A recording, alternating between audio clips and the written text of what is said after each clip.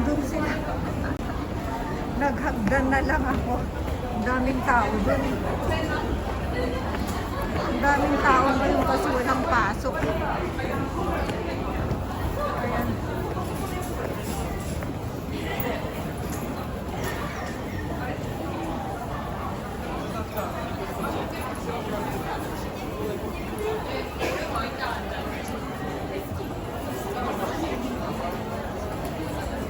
Ayan, 7 na.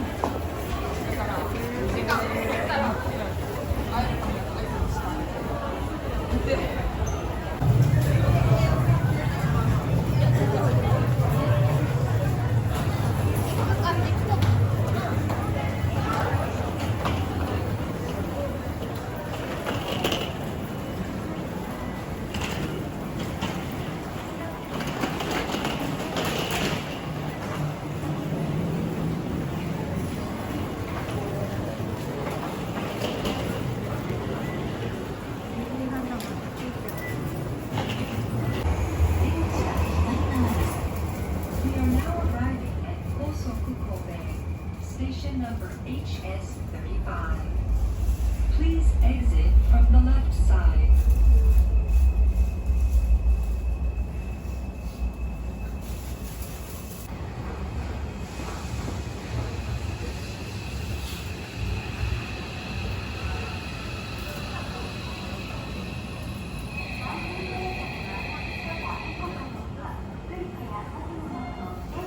Ayan, nakikita nyo mga ka-viewers, high-tech na dito ngayon. Ayan, nandyan na tayo ng magbayad. Meron pa tayo ano, ayan.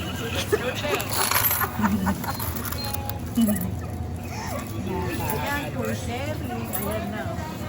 Tapos meron pa siyang camera doon. Ayan na siya mga ka-viewers. Ayan, magkasama kami hindi. Ayan, namalengke siya.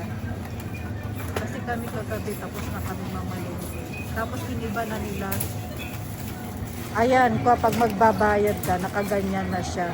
Hindi na yung katulad doon. Pero meron pa namang counter. Ayan, oh.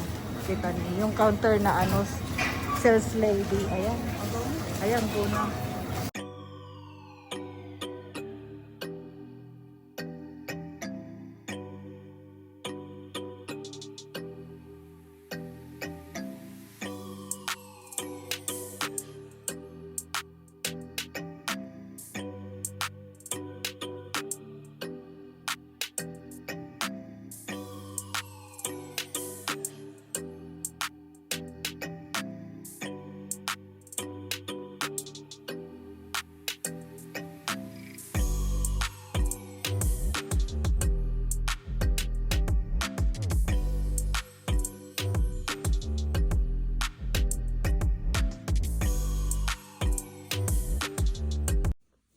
Andito na kami sa bahay. Ay, ito yung ano, kumbaga ibinigay na ano, na gamot sa akin.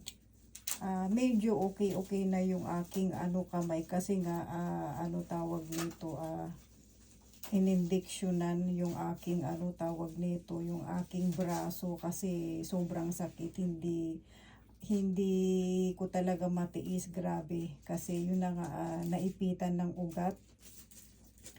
Binigyan ako ng ano gamot ano para sa gabi at sa ano iinumin ko ngayong ano tanghali kasi ang daming tao doon sa ano sa tawag nito sa ospital. Hindi naman gaano yun, nakita nyo nga, bilinag ko nga kasi ano talagang grabe, nanghina talaga ako kasi hindi ako nakatulog.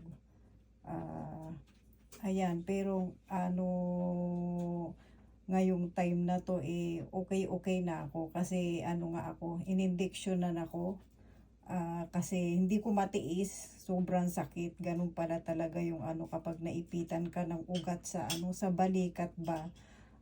Ayan, hanggang sa tawag nito balikat ko hanggang sa yun sa likod, sa bandang leeg. Sobrang ano sakit talaga. First time na nangyari sa akin. Sa akin ito mga ka-viewers, yan ang aking ano na share. Tapos yung ano ni Habi, part 2 ng kanyang ano tawag niyan birthday. Ayan mga ka-viewers, ang aking na-share for today.